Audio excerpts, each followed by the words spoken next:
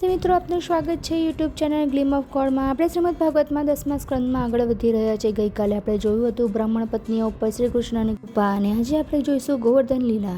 શ્રી સુખદેવજી બોલ્યા, એક દિવસ ગોવાળિયાઓ ઇન્દ્ર યજ્ઞની તૈયારી કરી રહ્યા હતા।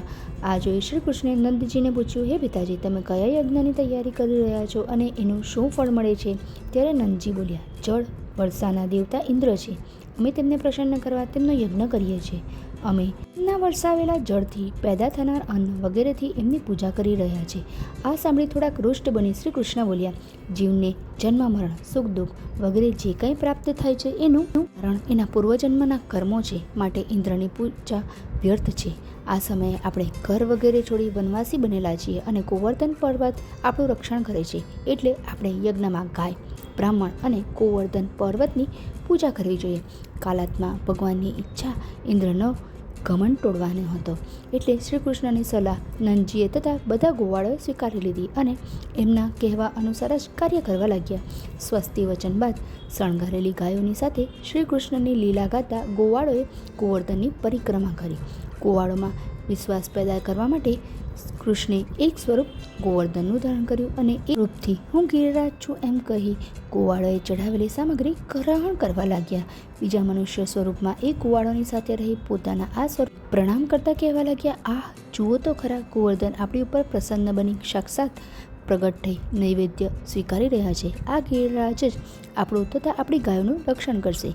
ગોવાળોએ કૃષ્ણના કહેવાથી પોતાની પૂજા બંધ રાખી છે તે જાણી ઇન્દ્ર ક્રોધિત થઈ ગયા અને એમણે પ્રલયના મેઘોને આજ્ઞા કરી કે વ્રજમાં વસતા ગોવાળોના પશુઓને છિન્ન ભિન્ન કરી નાખો, તેમના ગરબાનો નાશ કરી દો। ઇન્દ્રની આજ્ઞા થતાં વ્રજની ઉપર કાળા કાળા પ્રલયકાલીન મેઘ છવાઈ ગયા। ઘનઘોર ગર્જના સાથે વરસાદ થવા લાગી, આખું વ્રજ પાણીમાં ડૂબવા લાગ્યું। ગોવાળિયા ભયભીત બની શ્રી કૃષ્ણ પાસે ગયા અને આવી પડેલા સંકટથી એમનું રક્ષણ કરવાની પ્રાર્થના કરવા લાગ્યા। શ્રી કૃષ્ણ વ્રજવાસીઓને આશ્વાસન આપતા બોલ્યા, આપણે ઇન્દ્રની પૂજા બંધ કરી એટલે એ ક્રોધિત બની વ્રજનો વિનાશ કરવા માંગે છે, પણ ગભરાશો નહીં, હું હમણાં જ એમના ગર્વને ચૂર ચૂર કરી દઉં છું। બાદ રમતા રમતા એમણે ગોવર્ધન પર્વતને એક હાથે ઉપાડી લીધો અને પોતાની ટચલી આંગળી ઉપર તોડી રાખ્યો। તેમણે બધા ગોવાળોને એમના પશુઓ સહિત પર્વતને નીચે આવી જવાનું કહ્યું। બધા વ્રજવાસીઓ પોતાના પશુઓ વગેરે સહિત ગોવર્ધન પર્વતની નીચે આવી ગયા। કૃષ્ણ એને 7 દિવસ સુધી ઉપાડી ઊભા રહ્યા।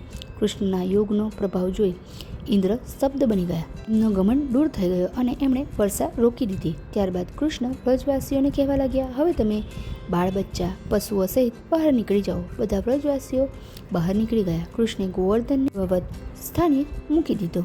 વ્રજવાસીઓ પ્રસન્નતાથી કૃષ્ણને ભેટી પડ્યા, તેમને ગળે લગાવ્યા।